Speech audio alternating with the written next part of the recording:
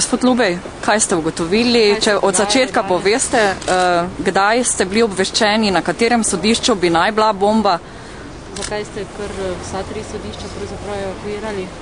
Ja, v glavnem danes okoli 8:35 ure neznana oseba poklicala na številko 113 in sporočila, da je na sodišču nastavljena bomba. Mi smo se z vsemi vodji sodišč nekako odločili, da smo vsa 3 sodišča, se pravi to okrožno sodišče, okrajno sodišče v Cafovu in pa delovno sodišče spraznili. Zdaj zaenkrat smo opravili vizualne preglede tega sodišča, bomo pa še to sodišče okrožno skupaj z vodnikov službenega vsak je zdaj na poti še enkrat pregledali, tako da toliko zdaj zaenkrat. Kaj to pomeni vizualni pregled točno? V glavnem pregledajo se vsi prostori, določena skrita mesta, vizualni pregled pač brez nekih pripomočkov oziroma tehničnih sredstev. Odkot pride? Pravzaprav, ko so vas obvestili letošnjem letu, da je bomba. To ni prvo opozorilo letošnjem letu, koliko je bilo? Mislim, da v letošnjem letu, zdaj ne bi vedel natančno, pa mislim, da je to prvo obvestilo v letošnjem letu za to sodišče. Se spomnite, kdaj počlo v zadnjih 3 letih? Mislim, da še ni, ne spominjam se. Ampak če bi najverjetneje vedel, tako da mislim, da ni. Odkud pa pride ta vodnik službenih psov? Pride iz policijske uprave Ljubljana. Ljubljanski pas, torej? Kaj Maribor nima? Ne, naši so trenutno zasedeni oziroma niso dosegljivi.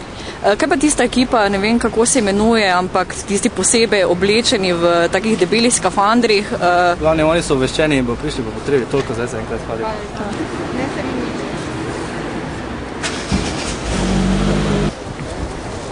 Kolega, kak je lep. Strgala, viš kak zgleda.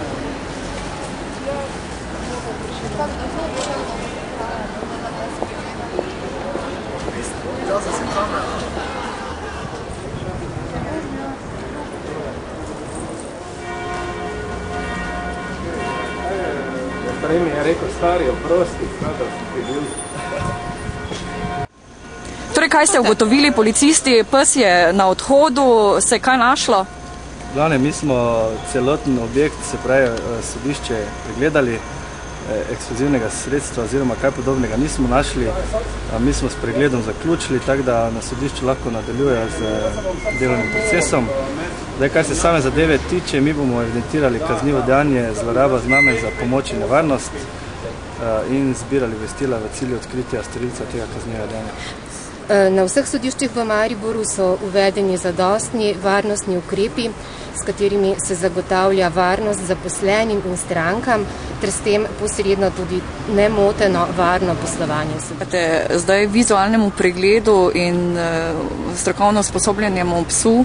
Seveda zaupam. Pripričana sem, da je zgradba sedaj popolnoma varna. Se je za danes delovni proces zaključil? Ne, nadaljeval se. Kako resno pravzaprav jemljete to vrstne klice, kajti tega je zdaj kar precej, ne? Tega ni precej, bilo je v preteklosti nekaj več, letos nekaj manj.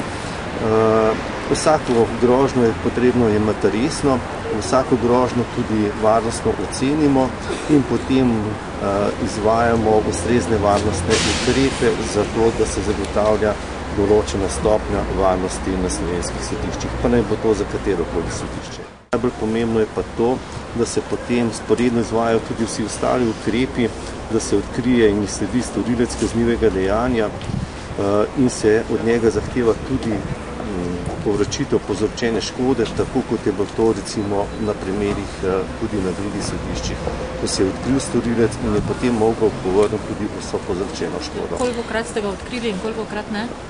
Večinoma primerov je odkrili. Kaj to pomeni varnostna cenitev? Tako da je težko verjetno, da bi bilo kaj? Ne, varnostna cenitev neke grožnje pomeni pravzaprav, na kakšen način je bila ta grožnja posredovana, kakšne ukrepi se že predhodno izvajajo, torej pravzaprav, koliko je resna neka grožnja. Torej, telefonski klic ni bil tako močno resen, da bi prišla posebna enota? To je bolj stvar policije, torej ona to ocenjuje, ampak torej stvar oziroma ocenitev predsednikov sodišč pa je, v kakšni meri in stopni se izvajajo varnostne ukrepe na sodišču.